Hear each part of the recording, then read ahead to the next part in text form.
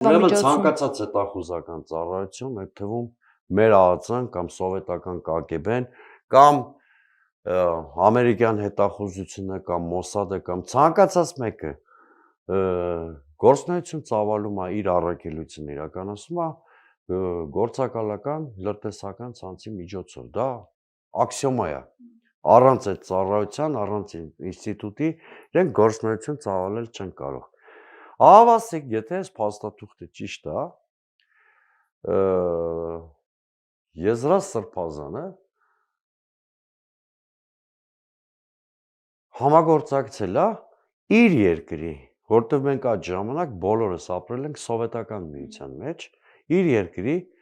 պետական անվտանգության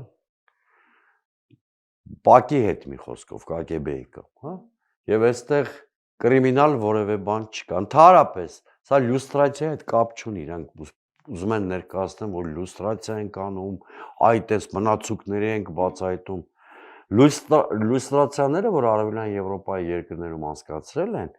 այդ տոտալիտար համակարգում